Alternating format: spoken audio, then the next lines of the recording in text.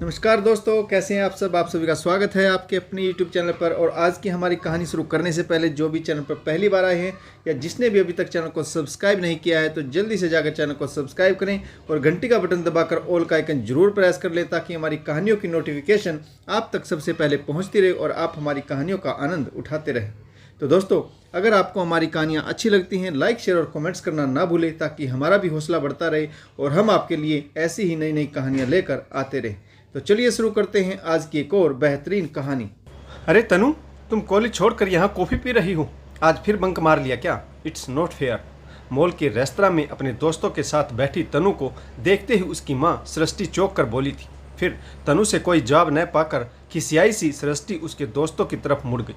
पैरों में high heel, style से बंधे बाल और लेटेस्ट वेस्टर्न ड्रेस में सजी सृष्टि को तनु के दोस्त अपलक निहार रहे थे। चलो, अब आ ही गई हो तो एंजॉय करो, कहते हुए सृष्टि ने कुछ नोट तनु के पर्स में ठूस सबको बाय किया और फिर रेस्तरां से बाहर निकल गए। तनु, कितनी हॉट है तुम्हारी मॉम, तुम तो उनके सामने कुछ भी नहीं हो। यह सुनते ही रेस्तरां के दरवाजे तक पहुंची सृष्टि मुस्कुरा दी। वैसे उसके लिए यह कोई नई बात नहीं थी क्योंकि उसे अक्सर ऐसे कॉम्प्लीमेंट सुनने को मिलते रहते थे। यदि तनु के चेहरे पर अपनी माँ के लिए खींच के भाव साफ देखे जा सकते थे। सृष्टि भला की खूबसूरत है, इतनी आकर्षक कि किसी को भी मुड़कर देखने पर मजबूर कर देती। उसे देखकर कोई भी कह सकता है कि हाँ, कुछ लोग वाकई सांचे में ढालकर बनाए जाते हैं। 16 साल की तनु उनकी बेटी नहीं बल्कि छोटी बहन लगती। जिस खूबसूरती को लोग वरदान समझते हैं वही सुंदरता सृष्टि के लिए अभिशाप बन गई थी। 5 साल पहले जब तनु के पिता की एक दुर्घटना में मृत्यु हो गई थी तब इसी खूबसूरती ने एक एक कर सब नाते, रिश्तेदार, दोस्तों और जान पहचान वालों के चेहरे से नकाब उठाने शुरू कर दिए थे। नकाबों के पीछे छिपे कुछ चेहरे तो इतने घिनौने थे कि उनसे घबराकर सृष्टि ने यह दुनिया ही छोड़ने का फैसला कर लिया था। मगर तभी तनु का ख्याल आ गया। उसे लगा कि जब वही इस दुनिया का सामना नहीं कर पा रही है तो फिर यह नादान तनु कैसे कर पाएगी। फिर उन्हीं दिनों उसकी ज़िंदगी में आए थे अभिषेक सृष्टि के पति के सहकर्मी थे और उनकी मृत्यु के बाद अब क्योंकि सृष्टि को उसी ऑफिस में अपने पति के स्थान पर अनुकंपा के आधार पर नौकरी मिल गई थी। अभिषेक अब तक कंवारे क्यों थे, यह सभी के लिए कौतूहल का विषय था। यह राज पहली बार खुद अभिषेक ने ही सृष्टि के सामने खोला था कि पति विहीन घर में सबसे बड़ा होने के नाते छोटे भाई बहनों की जिम्मेदारियां निभाते निभाते कब स्वयं उसकी शादी की उम्र निकल गई उसे पता ही नहीं चला। और इन सब के बीच उसका दिल भी तो कभी किसी के लिए ऐसे ही नहीं धड़कता था जैसे अब सृष्टि को देखकर धड़कता है। यह सुनकर एक बार तो सृष्टि सकपका गई, मगर फिर सोचा कि क्यों कटी पतंग की तरह खुद को लुटने के लिए छोड़ा जाए। इससे तो अच्छा है क्यों ना अपनी डोर किसी विश्वास पात्र के हाथों सौंपकर सुनिश्चित हुआ जाए। मगर अपने इस निर्णय से पहले उसे तनु की राय जानना बहुत जरूरी था और तनु की राय जानने के लिए जरूरी था उसका अभिषेक से मिलना और फिर उन्हें अपने पिता के रूप में स्वीकार करने को सहमत होना। क्योंकि तनु अभी तक अपने पिता को भूल नहीं पाई थी। भूली तो वह भी कहाँ थी, मगर हकीकत यही है कि जीवन की सच्चाइयों को कड़वी गोलियों की तरह निगलना ही पड़ता है और यह बात उसकी तरह तनु भी जितनी जल्दी समझ ले उतना ही अच्छा है। अभिषेक का सौम्य और स्नेहिल व्यवहार, नानी का तनु को दुनियादारी समझाना और थोड़ी बहुत सामाजिक सुरक्षा की आवश्यकता भी, जो कि शायद स्वयं तनु ने महसूस की थी। सभी को देखते हुए तनु ने बेमन से ही सही मगर सृष्टि के साथ अभिषेक के रिश्ते को सहमति दे दी। अभिषेक को उनके साथ रहते हुए लगभग वर्ष भर होने को आया था, लेकिन तनु अभी भी उन्हें अपने दिल में बसी पिता की तस्वीर के फ्रेम में फिट नहीं कर पाई थी। वह उन्हें अपनी माँ के पति के रूप में ही स्वीकार कर पाई थी, अपने पिता के रूप में नहीं। तनु ने एक बार भी अभिषेक को पापा कहकर नहीं पुकारा था। पिता का असमय चले जाना और माँ की नई पुरुष के साथ नज़दीकियाँ तनु को भावनात्मक रूप से बेहद कमज़ोर कर रही थी। बात बात में चीखना चिल्लाना, अपनी हर जिद मनवाना, हर वक्त अपने मोबाइल से चिपके रहना, अभिषेक के ऑफिस से घर आते ही अपने कमरे में घुस जाना तनु की आदत बनती जा रही थी। उसकी मानसिक दशा देखकर कई बार सृष्टि को अपने फैसले पर अफसोस होने लगता था, मगर तभी अभिषेक तनु के इस व्यवहार को किशोर अवस्था के सामान्य लक्षण बताकर सृष्टि को इस गिल्ट से बाहर निकाल देता था। अभिषेक का साथ पाकर सृष्टि की मुरझाती खूबसूरती फिर से खिलने लगी थी। अभिषेक भी उसे हर समय सजी सवरी देखना चाहता था, इसीलिए उसके कपड़ों, गहनों और अन्य एसेसरीज पर दिल खोल कर खर्च करता था। शायद लेट शादी होने के कारण पत्नी को लेकर अपनी सारी दबी इच्छाएं पूरी करना चाहता था, मगर इसके ठीक विपरीत तनु अपने आप को बेहद अकेला और असुरक्षित महसूस करने लगी थी। वह बेहद लापरवाह हो चुकी थी। धीरे धीरे तनु के कोमल मन में यह भावना घर करने लगी थी कि माँ की सुंदरता ही उसके जीवन का सबसे बड़ा अभिशाप है। जब कभी कोई उसकी तुलना उसकी माँ सृष्टि से करता तो तनु के सीने पर सांप लौट जाता था। उसे अपनी माँ से घृणा सी होने लगी थी। अब तो उसने सृष्टि के साथ बाहर आना जाना भी लगभग बंद कर दिया था। उसके दिमाग में यही उथल पुथल रहती थी कि अगर माँ इतनी सुंदर ना होती तो अभिषेक का दिल भी उन पर नहीं आता और तब वे सिर्फ तनु की माँ होती, अभिषेक या किसी और की पत्नी नहीं। माँ को भी तो देखो कितनी इतराने लगी आजकल, पाँव है कि जमीन पर टिकते ही नहीं। हर समय अभिषेक आगे पीछे जो घूमता रहता है, तो क्या यह सब अभिषेक के प्यार की वजह से है? अगर अभिषेक माँ की बजाय मुझे प्यार करने लगे तो फिर माँ क्या करेगी? कैसे एक कदम जमीन पर आ जाएंगी? कल्पना मात्र से ही तनु खिल उठी। तनु के मन में ईर्ष्या के नाग के फन उठना शुरू कर दिए। उसके दिमाग ने तेजी से सोचना शुरू कर दिया। कई तरह की योजनाएं बनने बिगड़ने लगी। अचानक तनु के होठों पर एक कुटिल मुस्कान तैर गई। आखिर उसे रास्ता सूझने लगा था। हाँ, मैं अब अभिषेक को अपना बनाऊंगी, उन्हें माँ से दूर करके माँ का घमंड तोड़ दूंगी। तनु ने यह फैसला लेने में जरा भी देर नहीं लगाई, मगर यह इतना आसान नहीं। यह बात भी वह अच्छी तरह से जानती थी।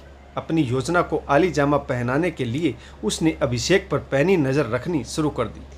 उसकी पसंद नापसंद को समझने की कोशिश करने लगी। उसके ऑफिस से आते ही वह उसके लिए पानी का गिलास भी लाने लगी थी। हाँ, अभिषेक को देखकर प्यार से मुस्कुराने में उसे ज़रूर थोड़ा वक्त लगा था। माँ, सिर में बहुत तेज़ दर्द है, थोड़ा बाम लगा दो ना। तनु जोर से चिल्लाई तो अभिषेक भागकर उसके कमरे में आ गया। देखा तो तनु बिस्तर पर औंधे मुँह पड़ी थी। उसने शर्ट्स पहन रखी थी। अभिषेक को अटपटा सा लगा तो चादर ठीक से ओढ़ाकर उसके सिर पर हाथ रखा। बुखार नहीं था। सृष्टि सब्जी लेने गई थी, अभी तक लौटी नहीं थी, इसीलिए वह तनु के सिरहाने बैठकर उसका माथा सहलाने लगा। तनु ने खिसक कर अभिषेक की गोद में सिर रख लिया तो अभिषेक को अच्छा लगा। उन्हें विश्वास होने लगा कि शायद अब उनके रिश्ते में जमी बर्फ पिघल जाएगी। धीरे धीरे तनु अभिषेक से खुलने लगी थी। कभी कभी सृष्टि की अनुपस्थिति में वह अभिषेक को जिद करके बाहर ले जाने लगी। चलते चलते कभी उसका हाथ पकड़ लेती तो कभी उसके कंधे पर सिर टिका देती। अभिषेक भी पूरी कोशिश करते उसे खुश करने की। वे उसकी ज़िंदगी में पिता की हर कमी को पूरा करना चाहते थे, मगर कभी कभी वे सोच में पड़ जाते थे कि आखिर तनु उनसे क्या चाहती, क्योंकि तनु ने अब तक उन्हें पापा कहकर संबोधित नहीं किया था। वह हमेशा उनसे बिना किसी संबोधन के ही बात करती थी। बाहर जाते समय कपड़ों के मामले में तनु अभिषेक के पसंदीदा रंग के कपड़े ही पहनती थी। एक दिन पार्क में बेंच पर अभिषेक के कंधे से लग कर बैठी तनु ने अचानक अभिषेक से पूछ लिया, मैं आपको कैसी लगती हूँ? जैसी हर पिता को अपनी बेटी लगती है, एकदम परी जैसी।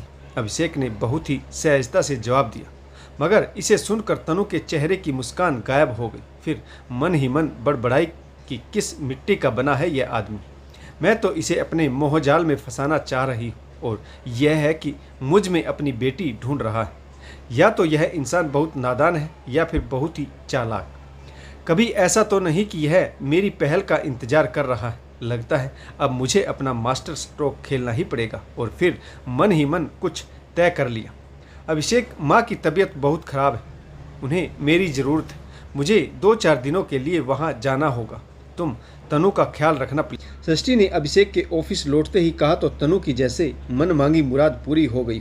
वह ऐसे ही किसी मौके का तो इंतजार कर रही थी।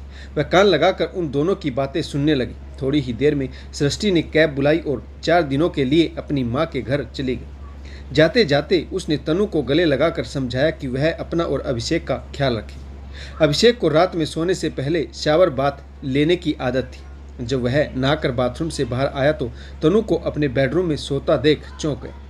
अभिषेक कुछ देर तो वहाँ खड़ा रहा, फिर धीरे से तनु को चादर ओढ़ाई और लाइट बंद करके लॉबी में आकर बैठ गया। सुबह दूध वाले ने जब घंटी बजाई तो उसे भान हुआ कि वह रात भर यहीं सोफे पर ही सो रहा था। तनु हताश हो गई। अभिषेक को अपनी ओर खींचने के लिए किस डोरी से बांधे उसे। उसके सारे हथियार एक एक करके निष्फल हो रहे थे। कल तो माँ भी वापस आ जाएगी, फिर उसे यह सुनहरा मौका नहीं मिलेगा। उसे जो कुछ करना है आज ही करना होगा। तनु ने आज आर पार का खेल खेलने की ठान ली। रात लगभग आधी बीत चुकी थी। अभिषेक नींद में बेसुध था। तभी अचानक किसी के स्पर्श से उसकी आंख खुल गई।